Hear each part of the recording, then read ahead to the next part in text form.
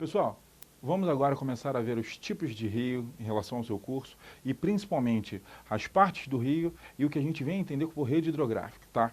Primeira coisa, vamos entender a parte do rio. Aqui nós temos um esquema de desenho de um rio, um desenho clássico. As representações hidrográficas, elas aparecem assim, é bom você ir se acostumando. Olha só, primeira coisa, uma coisa mais óbvia possível, é o seguinte: o lugar onde o rio nasce, obviamente, recebe o nome de nascente. E o lugar que ele termina recebe o nome de foz. Aí você fala assim, pô, essa parte é muito fácil. Só que aí aparece um termo que as pessoas geralmente se confundem, e você não vai mais se confundir. Preste atenção, o lugar onde o rio nasce, ele também chamamos isso de posição a montante.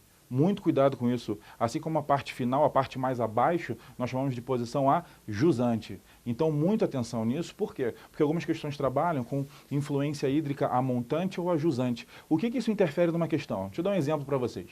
Imagina a gente está falando sobre uma poluição ocorrida a montante. Isso seria muito mais grave. Por quê? Porque se ela acontece acima, e a gente sabe que os rios sempre descem, certo? Se ela acontece acima, quer dizer que ela fatalmente poluirá o curso do rio. Aí você me pergunta assim, o que é curso do rio? O curso do rio é exatamente o caminho que esse rio vai percorrer. Então, olha só, nós aqui já nos familiarizamos com o termo nascente, com o termo foz. Sabemos que a nascente está a montante. Quando fala assim, pense em alguma coisa que monta, alguma coisa que está em cima.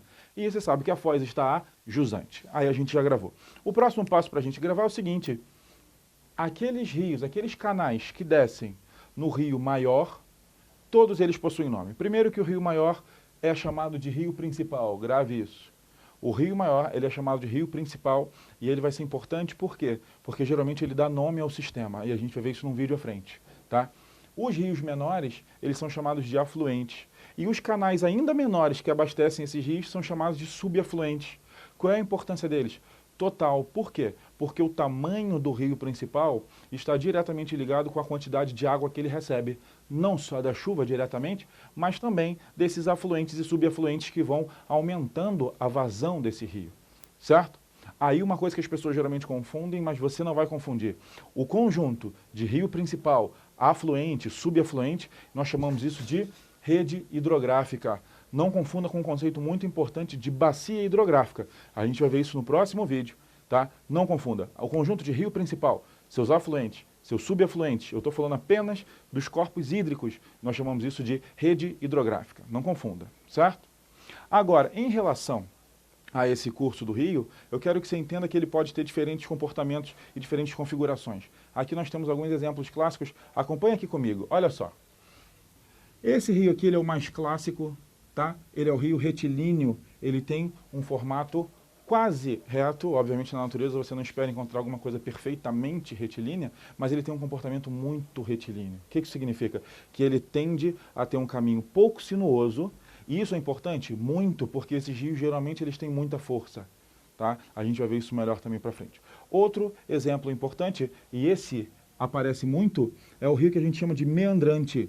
Esse rio, que ele acontece em meandros, qual é a grande importância dele? A importância fundamental dele é a seguinte: ele representa uma área que já tem uma certa idade, é uma área geralmente mais plana, e no Brasil isso é importantíssimo, por quê?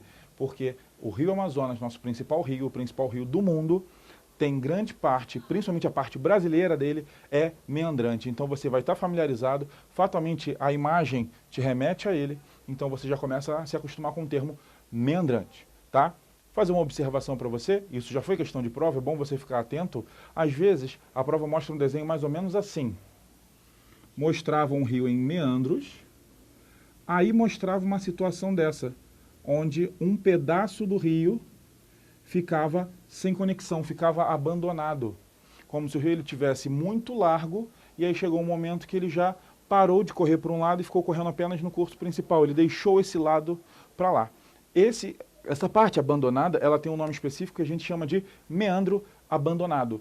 Muito fácil, sim, agora que você sabe que é uma curva do rio que ela deixou de fazer parte do curso principal e acabou ficando meio de lado. Isso já caiu em prova. Alto índice de erro na prova, isso não vai acontecer com você. Essa parte do rio que ela fica deixada de lado, ela é chamada de meandro abandonado. Meandro, lembre sempre, é uma curva, tá? Vamos avançar. Olha os outros tipos que nós temos aqui. Rios entrelaçados. Esse é autoexplicativo. Eu tenho canais, rios que eles acabam de verdade se entrelaçando, se cruzando. Esse também é muito fácil. Um nome que não é muito comum, mas agora vai ser muito comum para vocês, é esse aqui, ó, um rio anastomosado. O que seria isso? É um rio que ele sofre desvios, geralmente por formações de pequenas ilhas ou de como se fossem bancos de areias. O que acontece? Vem o curso principal e ele acaba sendo deslocado. Ele vai e volta tendo esse formato aqui desenhado e o nome de anastomosado. Não confunda e até o próximo vídeo.